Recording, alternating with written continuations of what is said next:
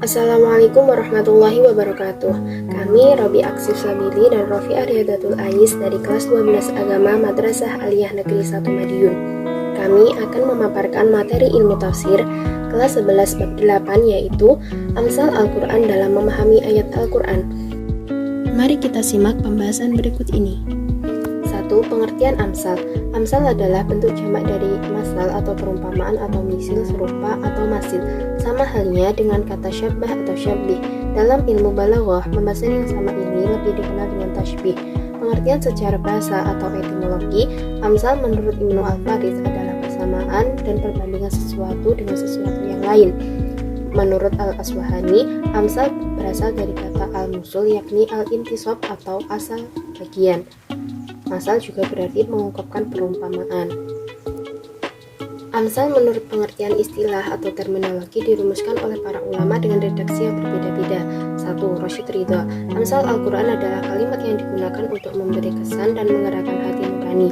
Bila didengar terus, pengaruhnya akan menyentuh lubuk hati yang paling dalam. 2. Muhammad Bakar Ismail. Amsal Al-Quran adalah mengumpamakan sesuatu dengan sesuatu yang lain, baik dengan isti'arah, kinayah, atau tashbih.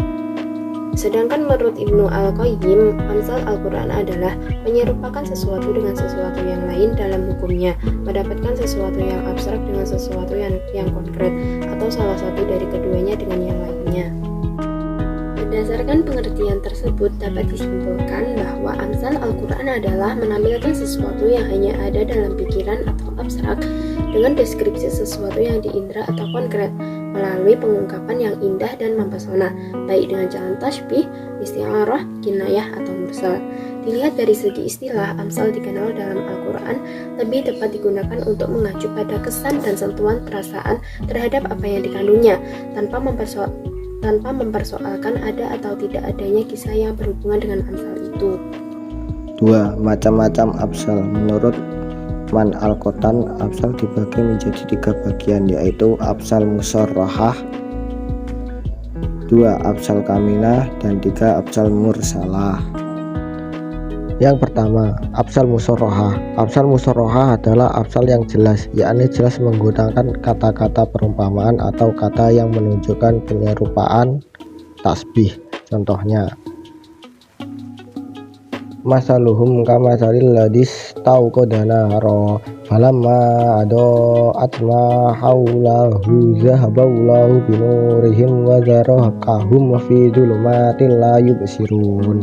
Pada contoh itu terlihat jelas kata-kata yang menunjukkan perumpamaan dan penyerupaan, yaitu matsaluhum dan aukasyibin. Contoh di atas juga memperlihatkan dua perumpamaan bagi orang munafik. Pertama, seperti orang yang menyalakan api, kamatsal lazi istauqodanar, karena di dalam api terdapat unsur cahaya. Kedua, seperti orang-orang yang ditimpa hujan dari langit, aukasyibin as-sama, karena di dalam terkandung unsur kehidupan. Allah telah menurunkan wahyu dari langit untuk menerangi dan menghidupkan hati hambanya.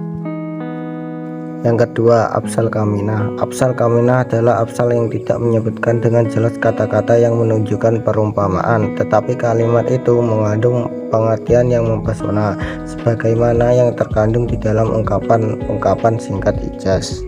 Contohnya, innahu yaqulu innaha baqaratul la faridu wala bikrun awanum baina dzalik. Sapi betina yang tidak tua dan tidak muda, pertengahan dari itu. Yang terakhir, amsal mursalah.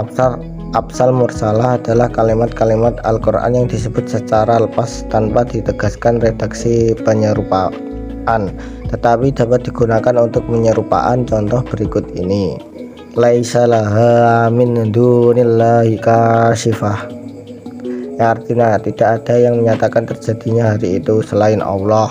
Menurut Asyuyuti dan Az-Zarkashi, amsal Al-Quran terbagi dalam 2 bagian saja, yaitu musyarrahah dan kaminah. Khusus mengenai amsal mursalah, para ulama berbeda pendapat dalam menanggapinya. Sebagian ulama menganggap Amsal Mursalah telah keluar dari etika Al-Quran. Namun sebagian ulama lain beranggapan bahwa mempergunakan Amsal Mursalah itu boleh saja. 3. Manfaat Amsal Al-Quran. Manfaat Amsal Al-Quran menurut Mana Al-Katan diantaranya adalah berikut ini. 1. Menampilkan sesuatu yang abstrak yang hanya ada dalam pikiran ke dalam sesuatu yang konkret material yang dapat diindra manusia. 2. Menyingkap makna yang sebenarnya dan memperhatikan hal yang gaib melalui paparan nyata. 3. Menghimpun arti yang indah dalam ungkapan yang singkat sebagaimana yang terlihat dalam Amsal Kaminah. 4. Membuat si pelaku amal menjadi senang dan bersemangat. 5. Menjauhkan seseorang dari sesuatu. 6. Memberikan pujian kepada pelaku. Itulah pembahasan dari Amsal Al-Quran. Semoga apa yang kami sampaikan bermanfaat.